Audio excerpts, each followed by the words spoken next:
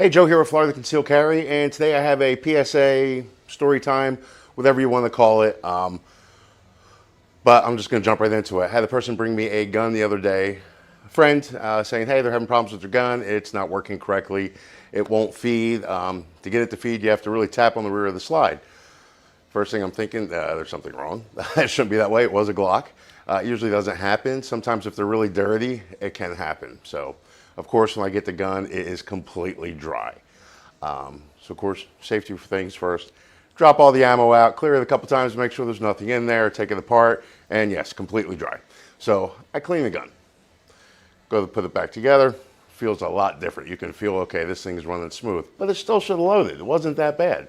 Then I really looked at it, and there's a simple thing. It was a Glock 42, which is a 380. Folks, we got to check these things. I'm going to go a little closer. Hopefully you can see the difference there. They look pretty close to the same right there, right? Yeah. Well, that's the difference right there. Can you see that? Hopefully you can. 9mm, 380. This happens a lot. The person got really embarrassed. Nothing to be embarrassed about. You just need to check a little more carefully. 380, if you look at them that way, they're pretty much the same size. A 380 is nothing more than 9mm short. Sometimes they're called 9 Kurtz, which means 9 short. You got to watch out for that stuff. I've had people come in a lot of times, they buy a box of 9 Kurtz, they throw it in their 9mm, and it's not working. That's because it's actually a 380. I know it gets confusing, but really shouldn't be. When you go to your local gun shop to buy ammo, tell them what gun you have. It's a 380. You know, you got a Glock 42, it's a 380. They're going to give you the right ammo. When you're buying stuff online and everything, thinking you got a great deal, that's when these problems happen. If you have multiple calibers, this can happen. Folks, check your ammo. Basically what this person was doing was trying to feed a 9mm round into their 380. It's not going to work. I've seen it more with 40s and people trying to put a 9 in there. And yes, it will shoot out. You'll get 1 round off, sometimes maybe even 2. Then it's not going to work and you're not going to be too accurate. I've also seen it with 45 long Colts, people trying to put a 45 long Colt on the 45, vice versa. You see crazy things. Can it get confusing? If you're a novice to it, yes, it can get a little confusing at times. But just double check. On the back of the ammo, if you have good eyes, on the back of the casing right there, you can actually see what it is. I'll get a closer video for you in a second. You can actually see what caliber it is. You really need to check this stuff. Double check, because that could be a life-changing situation there. So be careful with your ammo. One of our things in the class we get a lot of time is storing ammo and all that stuff and how long you should keep it.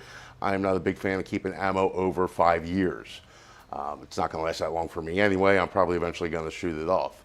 My personal protection ammo, if the gun that I carry every single day, my main concealed carry gun, every 6 months, I swap out the ammo. It's a cheap insurance policy. Last thing you want is that thing to go click when you need it to go bang.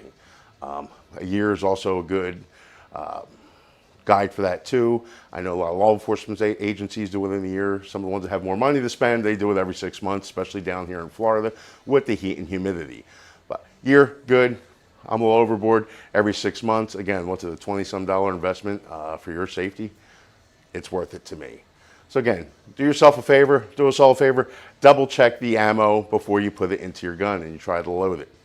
Another thing to double check too is when you're shooting. If you buy a new concealed carry ammo, and as you know, I'm not a big fan of this gimmick ammo. I like the proven stuff that's out there, the Hornadies, the Golden, what you got, the Golden Sabres, you got the Spears, Gold Dots, you got the Federal HSTs. That's stuff that passes the FBI inspection every year.